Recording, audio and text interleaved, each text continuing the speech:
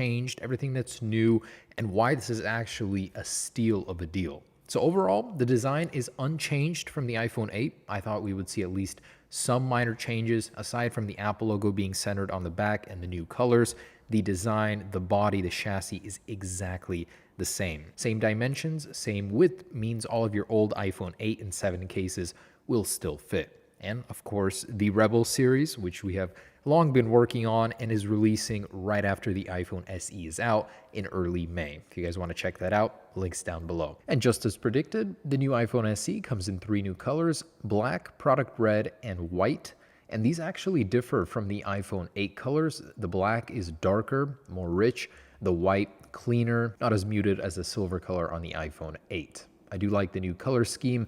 Very simple, just 3, very easy to decide. And pretty much all of the leaks were on point here. All of the rumors did happen. Same chassis, new internals. The display, 4.7 inches, same brightness. No new technology here. Although on the inside, we now have an Apple A13 chip. Very likely to see 3 gigabytes of RAM also once we get some official benchmarks in, but no surprises here. What is surprising is Apple did not include a U1 ultra wideband chip that can be found in the new iPhone.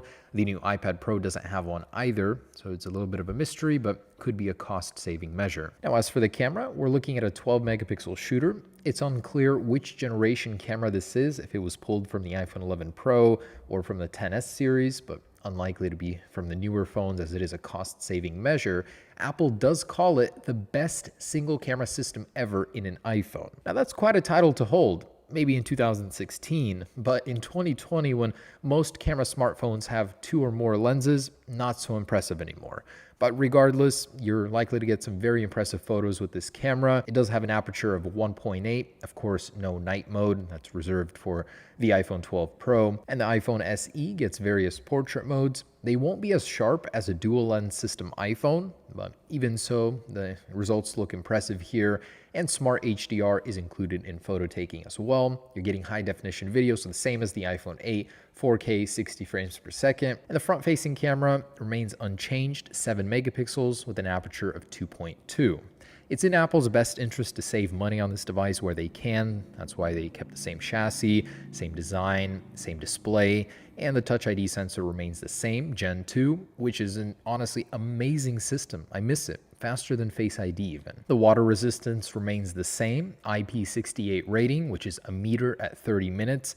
I would not recommend actually stress testing this, taking it underwater into the shower, as IP68 is just borderline. Yeah, you can splash it, but submersion is not recommended. That's how I damaged my XS. And the battery life remains the same as the iPhone 8 series, which was just about the same as the iPhone 7 series. In fact, I wouldn't even be surprised if Apple is recycling the battery here as a cost-saving measure, so possibly the same one as the iPhone 8. Other tidbits include faster Wi-Fi, so Wi-Fi 6, and gigabit class LTE, which is more of a marketing term, but yes, this phone is getting faster in the connectivity realm. Again, no U1 chip, which is a cost-saving measure.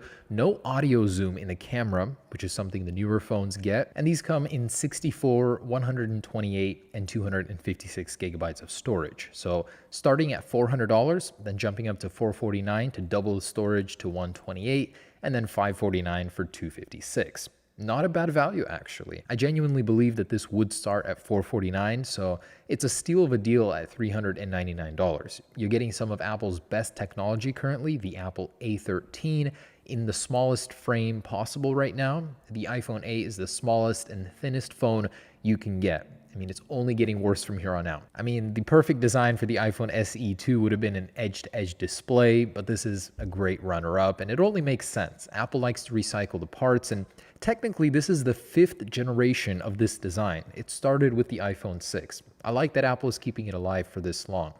Anyways, pre-orders will begin on April 17th at 5 a.m. Pacific Daylight Time, with a shipping date on April 24th. I'm honestly so excited. Sadly, no word on any iPhone 9 Plus, the 5.5-inch version. It is rumored, but no word on it yet. Apple is also now beginning to take orders for the Magic Keyboard, both on the 11 and 12.9 inch. I ordered one, but oh boy, did it hurt my wallet. Nearly $400. I hope it's worth it.